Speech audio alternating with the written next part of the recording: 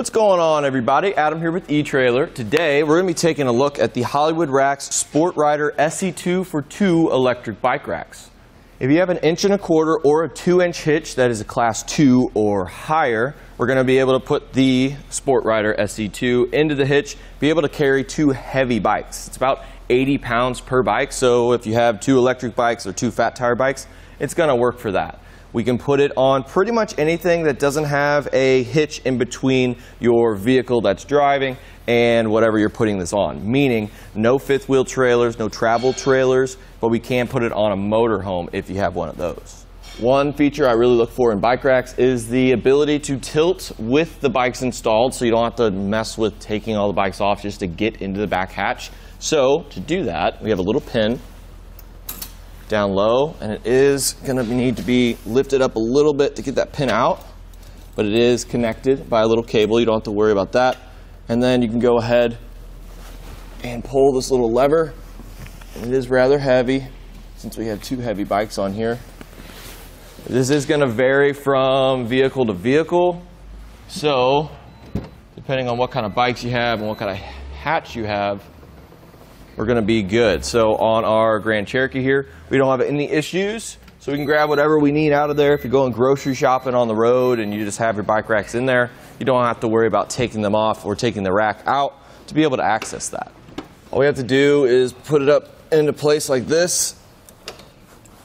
You can do it by yourself, but if you have a friend, it might be a little bit easier. And then we'll just replace the pin. Snaps into place, done deal. When it comes to backing up, it is going to kind of hinder our vision a little bit. As you can see here, the sensors are going off and we can't really see a whole lot, but we can see enough. So it's not completely blocking our vision, but you are going to get the beeping noise whenever you're backing up. To hold the wheels into the cradles, we're going to have these straps, and we do have a little rubber sleeve that goes over the strap because I have some nice wheels and I don't want to get scratched up over time, and that's always nice. It just protects your investment. So to take these off, there's just a little tab, and we're going to do this first when we take the bikes off. The nice thing about this is they do pivot, so you can get it nice and easily, so you don't really have to take this strap and kind of bend it over to get it into place. And I'm going to do that for the other side as well. The frame hooks are locking, so you can lock your bikes to the rack so they don't run off. And we are going to get 2 keys with the kit, so you can put one somewhere and the other one somewhere else.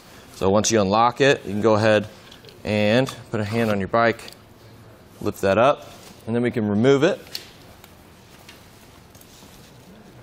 And now we can show you the padding on the hooks. We have an initial padding, which is like a harder rubber, and then we have more of a foam pad on top, so it's not going to scratch your frames. Now we can go ahead and take the other bike off the rack. Same exact deal as before, but the one that's closer to your vehicle is going to be a little bit more difficult. If you do have a heavier bike, I recommend putting the heavier bike towards the vehicle, just because your bike rack will thank you. But once we do that, hand on the bike, go up like this, and kind of lean it back a little bit, and remove the bike. With the wheel cradles, we are going to have a maximum wheel width of 5 inches, so it's going to be great for pretty much any fat tire bike you throw at it. Also, we're going to have a wheelbase maximum of 60 inches, and the reason why we can do that is we have these little knobs you loosen up, and these cradles are going to be able to slide all over the place, so we can maybe adjust one way and one the other way, or if you have some kids bikes, you can go ahead and put them a little bit closer so you can bring your kiddos to the trails too. Now that the bikes are off, we're going to go ahead and lower our center mast. To do that, we have a little knob here. Take that out. It is connected, so you don't have to worry about losing it. Then we can fold this down and replace it. But let's go ahead and take some measurements first. So from the center of the hitch pin hole all the way to the farthest most point, which is the cradle, it's going to be about 30 7/8 of an inch. We can cut that down a little bit by folding it up. To do that, we're just going to take a knob, just like the tilting feature, pull it, tilt it up towards the vehicle, and that is going to bring it down to about 15.5 inches. To get an idea of how much ground clearance we're going to have on your specific vehicle, just look at your shank and measure 7 inches from there, because we are going to have a 7-inch rise, so we are going to get a little bit more ground clearance with the rise in our shank. And this is going to be good for some of those lower vehicles, or if you're maybe trying to go a little bit off-road.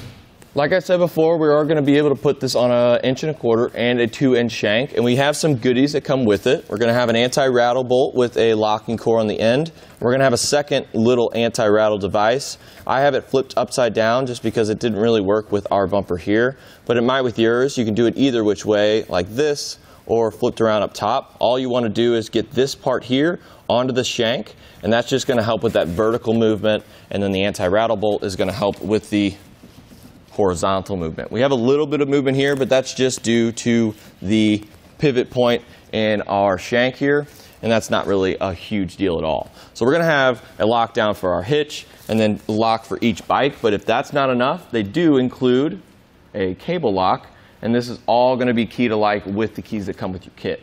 It's going to work for your motorhomes as well, but one thing we kind of noticed, if you do have a ladder that kind of sticks out a little bit, we aren't going to be able to tilt it up, as we are going to have a little bit of contact with the ladder.